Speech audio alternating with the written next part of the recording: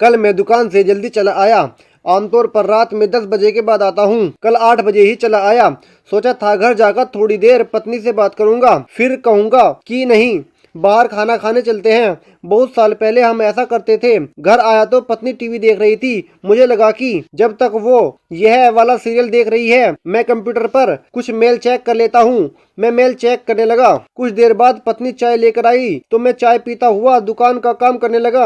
अब मन में था कि पत्नी के साथ बैठकर बातें करूंगा, फिर खाना खाने बाहर जाएंगे, पर कब 8 से 11 बज गए पता ही नहीं चला। पत्नी ने वहीं टेबल पर खाना लगा दिया। मैं चुपचाप खाना खाने लगा। खाना खाते हुए मैंने कहा, हम लोग नीचे टहलने चलेंगे, गपशप करेंगे। पत्नी खुश हो गई। हम खाना खा रहे थे, इसी बीच मेरी पसंद का सीरियल आने लगा और मैं खाना खाते खाते सीरियल में डूब गया। सीरियल देखते हुए सोफे पर ही सो गया। जब नींद खुली तब आधी रात हो चुकी थी। तब मुझे बहुत अफसोस हुआ। मन में सोचकर आया था कि जल्दी आने का फायदा उठाते हुए आज कुछ समय पत्नी के साथ बिताऊंगा, पर यहाँ तो शाम क्या आधी रात भी निकल गई। ऐसा ही होता है जिंदगी में। हम सोचते कुछ और हैं और होता कुछ है। हम सोचते हैं कि एक दिन हम जी लेंगे, हम सोचते हैं कि एक दिन यह लेंगे, वो कर लेंगे, पर नहीं कर पाते।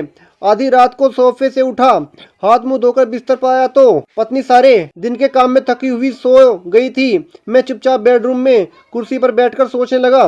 25 साल पहले इस लड़की से मैं पहली बार मिला था। पीले रंग के सूट में मुझसे मिलने आई थी। फिर मैंने इससे शादी की। मैंने वादा किया था कि मैं सुख दुख में जिंदगी के हर मोड़ पर तुम्हारे साथ रहूंगा। पर ये कैसा साथ। मैं सुबह जागता हूँ, अपने काम में व्यस्त हो जाता हूँ। वो सुबह जागती है, मेरे लिए चाय बनाती है। चाय पीकर मैं कंप्यूटर पर संसार से जुड़ जाता हूँ। वो नाश्ते की तैयारी करती है। फिर हम दोनों अपने अपने काम में लग जाते हैं। मैं दुकान के लिए तैयार होता हूँ, वो मेरे लिए लंच का इंतजाम करती है। फिर हम दोनों भविष्य के काम में लग जाते हैं। मैं एक बार दुकान चला गया तो इसी बात में मैं अपनी शान समझता हूँ कि मेरे बिना दुकान का काम नहीं चलता। वो अपना काम करके डिनर की तैयारी करती है। देर रात मैं घर आता हूँ और खाना खाते ही मैं निढाल हो जाता हूँ। एक पूरा दिन खर्च हो जाता है जीने की तैयारी में। वो पंजाबी सूट वाली लड़की मुझसे कभी शिकायत नहीं करती।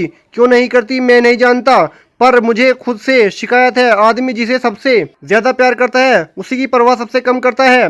आखिर क्यों? कई दफा लगता है कि हम खुद के लिए अब काम नहीं करते, हम किसी अज्ञात भय से लड़ने के लिए काम करते हैं। हम जीने के पीछे जिंदगी बर्बाद करते हैं। कल से मैं सोच रहा हूँ वो कौन सा दिन होगा जब हम जीना शुरू करेंगे। क्या हम गाड़ी, टीवी, फोन, कंप्यूटर, कपड़े खरीदने के लिए जी रहे हैं?